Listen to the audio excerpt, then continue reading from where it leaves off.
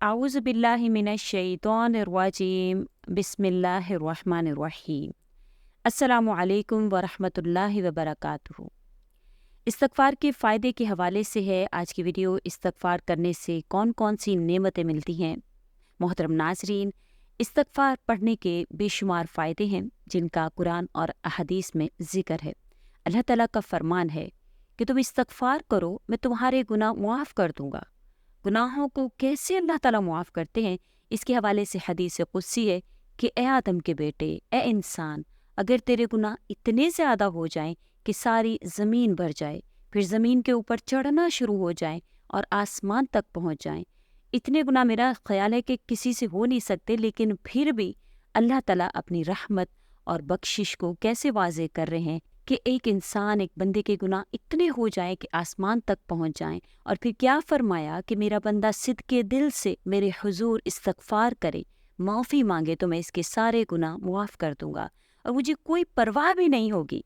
अल्लाह ताला क्या फरमाते हैं कि मुझे कोई परवाह नहीं होगी, मैं तुम्हारे सारे गुनाहों को मुआफ़ कर देता हूँ।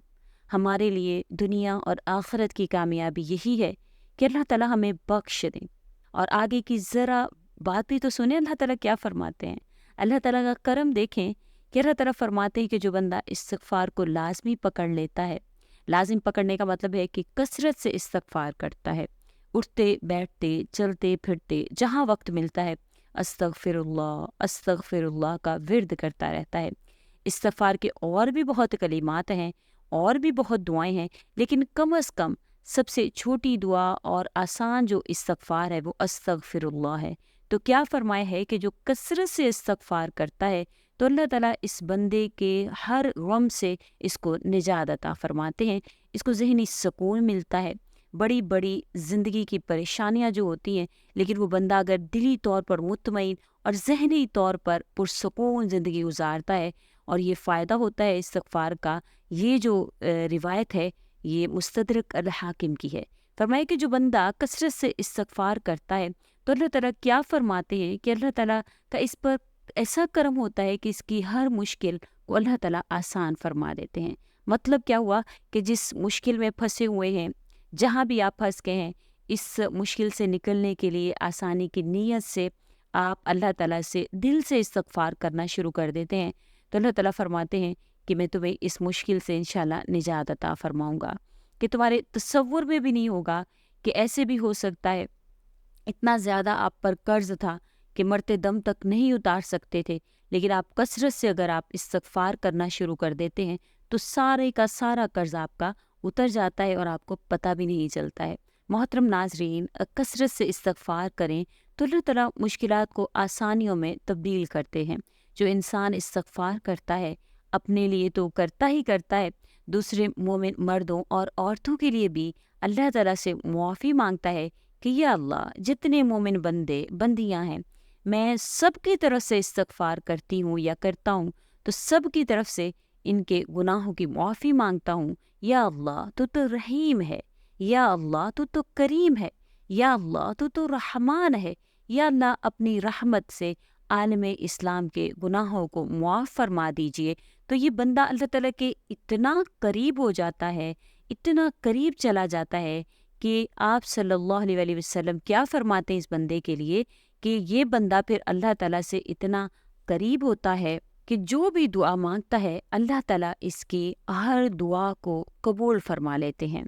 मोहतरम नाज़रीन, अपनी और दूसरों की अगर दुआएं कबूल करवाना चाहते हैं और अल्लाह ताला के करीब होना चाहते हैं, अल्लाह ताला का कुर्ब हासिल करना चाहते हैं, तो इस्तग़फ़ार की कसरत करें, अपने लिए भी और दूसरे मोमिन मर्दों और औरतों के लिए भी।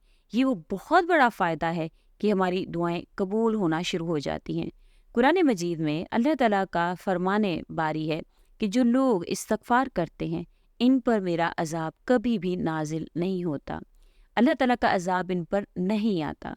मुसीबतें, बीमारियां, अज़ाब जो मुख्तलिफ़ शक्ल में जो चीज़ें हमारे सामने आ रही हैं, फिर ये नहीं आती हैं।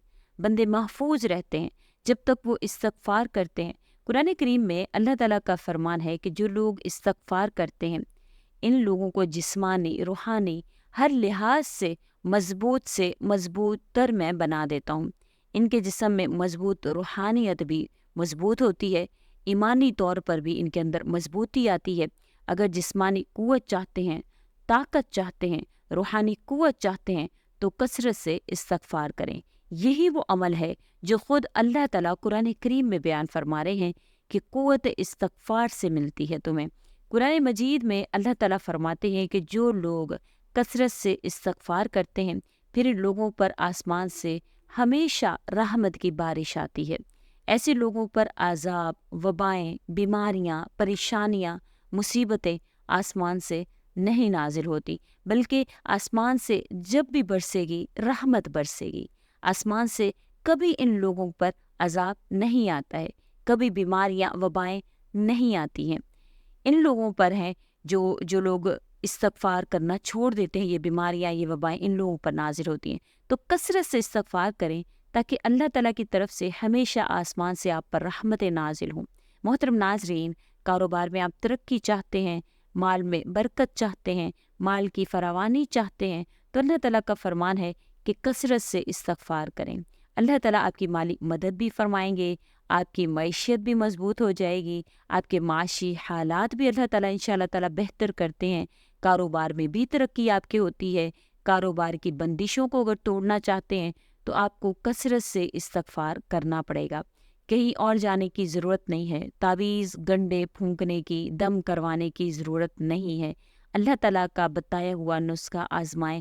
جب اللہ تعالیٰ فرما رہے ہیں کہ میں کہتا ہوں مالی مدد کروں گا، کاروبار میں میری مدد آئے گی، معیشت کو مضبوط کر دوں گا، اللہ تعالیٰ سے بڑی سچی بات کس کی ہو سکتی ہے؟ تو آپ کے تمام جو کاروباری بندشیں ہیں انشاءاللہ اس سے آپ کو نجات ملتی ہے، تمام خسارے نقصانات انشاءاللہ آپ کے پورے ہوں گے۔ مگر کیسے؟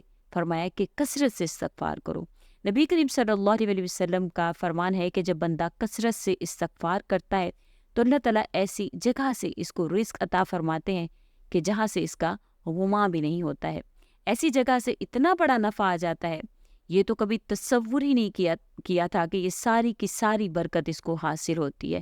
محترم ناظرین، اگر اولاد کی کمی ہے، اولاد چاہتے ہیں، بیٹے چاہتے ہیں، نرینہ اولاد چاہتے ہیں، اس کے خواہش مند ہیں، اللہ کی رحمتیں یعنی بیٹیوں کی خواہش رکھتے ہیں، تو فرمائے استغفار کرو، میں تمہیں اولاد عطا فرماؤں گا۔ جب اللہ تعالیٰ خود فرماتے ہیں، جب اللہ تعالیٰ خود کہہ رہے ہیں کہ استغفار ہے اولاد لینے کا طریقہ، استغفار کرنے سے میں اولاد کی کمی پوری کرتا ہوں، اولاد دینے والی کون سی ذات ہے؟ ذرا سوچئے، بے شک اللہ ہی وہ ذات ہے۔ اللہ تعالیٰ بیان فرماتے ہیں کہ اولاد لینا چاہتے ہو تو کثرت سے استغفار کرو۔ تو سب سے بڑا فائدہ استغفار کرنے کا نبی کریم صلی اللہ علیہ وسلم نے کیا فرمایا ہے؟ آپ صلی اللہ علیہ وسلم فرماتے ہیں کہ روز محشر جب قیامت کے دن اعمال کا حساب ہوگا اور جس بندے کا نام اعمال میں زیادہ استغفار ہوگا تو اس بندے کے لیے خوشخبری ہے جنت کی، وہ بندہ کامیاب ہو جائے گا، جنتی ہے وہ انسان جس کے نام اعمال میں کثرت سے استغفار لکھا ہوا مل جائے گا۔ اس لیے اگر آپ چاہتے ہیں کہ جنت ملے تو بھی آپ کثرت سے استغفار کریں، گناہوں کی معافی چاہتے ہیں تو بھی کثرت سے استغفار کریں، غم سے نجات پانا چاہتے ہیں تو بھی استغفار کریں، مشکلات سے نکلنا چاہتے ہیں تو بھی استغفار کریں، دعاؤں کی قبولیت چاہتے ہیں تو بھی استغفار کریں، عذاب اور مصیبتوں سے محفوظ رہنا چاہتے ہیں تو بھی استغفار کریں، جسمانی اور روحانی طور پر مضبوط اور طاقتور بننا چاہتے ہیں تو بھی اللہ تعالیٰ سے استغفار کریں۔ اللہ تعالیٰ کی طرف سے آسمان سے انشاءاللہ رحمتوں کا نزول چاہتے ہیں تو استغفار کیجیے۔ کاروبار میں ترقی اور مال میں برکت چاہتے ہیں تو اللہ تعالیٰ کا فرمان ہے کہ استغفار کرو، اولاد نرینہ چاہتے ہو تو استغفار کرو، تو انشاءاللہ تعالیٰ آپ کی تمام تر پریشانیوں کو استغفار کے ذریعے سے اللہ تعالیٰ قبول فرمائیں گے۔ اللہ تعالیٰ فرماتے ہیں جنت میں داخلہ چاہتے ہو تو استغفار کرو۔ اللہ پاک سے دعا ہے کہ اللہ تعالیٰ ہمیں دنیا اور آخرت کی کامیابیاں، بھلائیاں عطا فرمائے، آمین یا رب العالمین۔ السلام علیکم ورحمۃ اللہ وبرکاتہ۔